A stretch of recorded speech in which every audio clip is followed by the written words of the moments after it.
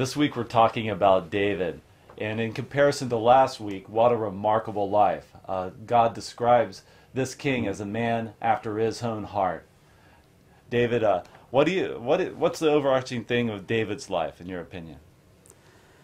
To me, the remarkable thing about David is how he is defined by this phrase, a man after God's own heart, which to me seems to be a tremendous contrast to his predecessor, Saul. Saul was sort of the king from Israel's heart, the projection of their desires. David seems to be the king from God's heart. He's the one that God had in mind to put on the throne. In a lot of ways, an unlikely young man, not from a particularly prominent family, the youngest among his brethren, even in among his own brothers, it seemed like there were people more qualified to be king. But David seems to be that guy that had the special mark of God's choosing upon him. And I like to say it was because David was the kind of man who sought God when nobody else was looking. When David was just alone with the flock, he sought God in a deep and powerful way.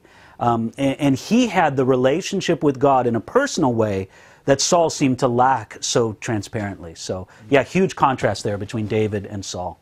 Let's just talk about that wonderful story of where David is anointed king of Israel. I think that's so telling because Samuel goes to Bethlehem, and he pulls out Jesse and his son, and Eliab's before him, and he's like, surely the Lord's anointed is before me, and but God says, hey, I didn't choose you. And I think that just says something remarkable about the fact that even Samuel was kind of wrapped up in what a king should look like. Well, everybody is. I mean, it's interesting how God describes that in that passage. He says, man looks on the outward, but God looks at the heart. And I'm fascinated by how God seems to state that just as a statement of fact. Look, that's how it is. Man does look at the outward. And there's no other way around that. Nevertheless, we got to see that God looks at the heart. And David was the guy there who had a different heart than any of his brothers. And that's what God was most interested in. Yeah, it really is a fascinating thing how God's priorities, God's choosing, was really not the same way as man's. It really says something about just the people that are kind of obscure, and they're kind of working out there and sort of in the field. I mean, David wasn't even asked to come to this celebration. In fact, he was, just out there doing what God called him to do out in the field. When you think about how David was despised in his own family, I mean, I think about people who live with that kind of pain. In their own family, they're not respected, they're not despised. Or excuse me, they are despised in their own family. Man, your heart goes out to those folks, but you realize that God not only can relate to those people and touch their lives, but He can use them in a powerful way. Man, that's David's story exactly. I love in that whole narrative in 1 Samuel how Jesse doesn't even call his youngest son by name.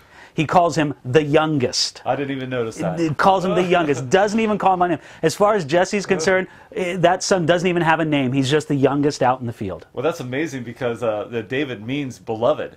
That's right. You'd think of it, you might address him in another fashion. Isn't that kind of strange?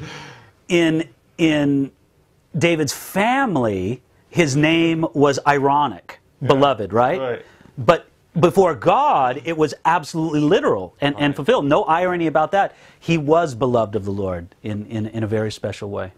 Yeah. Do you think he wrote any of those psalms before he became king, before he was anointed king? What's your opinion on that? I believe so. I mean, you kind of have that feeling that he wrote some of those psalms. You take a look at the Psalm 19, the heavens declare the glory of God, or those psalms of deep trust in God. You just see that heart of a shepherd, a guy who's out there with nature, just trusting God in the midst of difficult circumstances.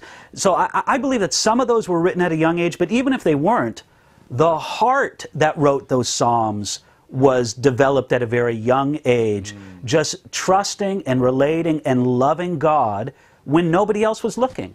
And man, what a challenge for us, right?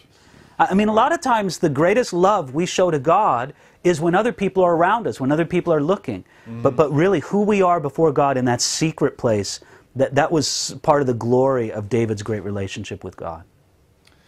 Now, I wanted to at least look at one story in which kind of the flavor of David's reign was characterized. Right.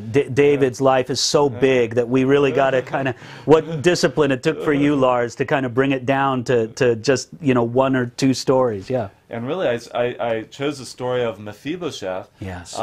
Just because it shows David really respecting his the promise that really he made to his friend Jonathan Yes. a long time ago, but also was really a politically risky maneuver for him in order to, you know, bring a guy back from Saul's household and really just bless him that way. Do you have any thoughts on that story, or what's your take on that? When you think about the great tenderness that David shows towards Mephibosheth and his family, you think about it on a few levels. First of all, you think about how unthreatened David was to do this thing that was politically, in some ways, suicide, to show favor to his rival's family. Right. But the other thing you see is, again, we always want to look to see how we connect this to Jesus. You know, don't you think that it's risky the way that God extends such grace and favor towards us? You know, you see people who seem to receive grace and forgiveness from the Lord, and in some ways it looks like they're ungrateful. Or in some ways, so to speak, I'm speaking figuratively, of course, they stab God in the back. They're ungrateful for what He's given them. But I tell you, God, even though there's risk, so to speak, involved in it, God extends the same gracious love towards us. I mean, we are Mephibosheth, aren't we? Yeah, that's right. I mean, we come from a rebellious king, do we not? Yeah. We are lame. We need this grace, we need this mercy from our King Jesus, and without it we perish. And there we see David very much illustrating for us what the King of Kings is like.